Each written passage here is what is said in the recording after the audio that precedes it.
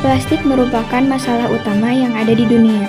Perlu kita ketahui, Indonesia termasuk ke dalam peringkat kelima dalam urutan dunia, yaitu sekitar 9,13 juta ton di tahun 2022. Kurangnya kesadaran masyarakat adalah faktor penyebab menumpuknya sampah plastik di Indonesia. Sampah plastik adalah material yang tidak akan pernah hilang dari bumi.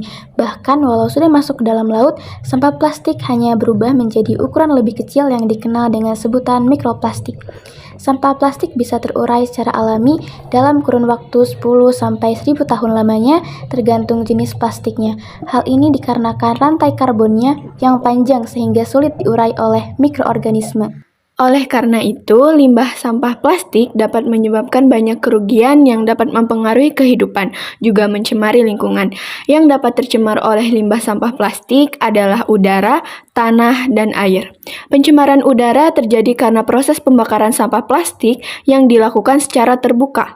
Hal itu disebabkan oleh adanya partikel mikroplastik, logam berat seperti kalium dan timbal, serta bifenil poliklorinasi yang terlepas dan mencemari udara. Tidak hanya udara, tanah juga dapat dicemari oleh limbah plastik. Hal ini disebabkan karena partikel mikroplastik, logam berat, dan zat kimia hasil dari proses penguraian plastik dapat masuk ke dalam lapisan tanah serta menempel pada tumbuhan yang tertanam di dalamnya, seperti sayuran dan buah-buahan. Bila sayuran dan buah tersebut dikonsumsi oleh manusia, resiko terjadinya berbagai jenis penyakit pun dapat meningkat. Kontaminasi sampah plastik ini juga bisa mengurangi kesuburan tanah. Selain udara dan tanah, limbah sampah plastik juga dapat mencemari air. Pencemaran air dikarenakan sampah plastik yang sulit terurai dapat merusak habitat makhluk hidup yang tinggal di sekitar perairan. Hal ini terbukti di mana pada tahun 2018, plastik ditemukan dalam tubuh banyak organisme, mulai dari bangkai penyu, paus sperma, bayi anjing laut, lobster, paus pilot jantan, serta banyak hewan lainnya dengan organ dalam yang sudah banyak tercemar sampah plastik.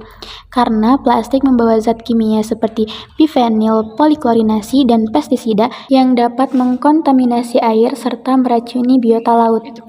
Salah satu solusi dari bahaya sampah plastik bagi kesehatan manusia ini ialah mengurangi interaksi dengan plastik.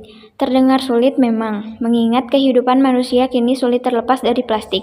Sebagai individu, kita bisa memulainya dari mengurangi penggunaan barang-barang yang mengandung plastik dan menggantinya dengan barang yang lebih ramah lingkungan, juga untuk kesehatan. Sedangkan, pada tingkat lingkungan masyarakat, kita bisa mengajak tetangga untuk mengurangi pemakaian plastik bahkan dari yang kecil sekalipun. Solusi yang tak kalah penting untuk mengurangi bahaya sampah plastik ialah kebijakan pemerintah, peran pihak swasta, dan juga masyarakat.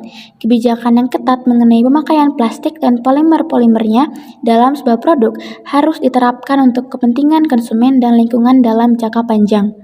Selain itu, menyebarkan informasi agar masyarakat lebih paham mengenai bahaya sampah plastik yang bisa mengintai kesehatan juga harus diperluas.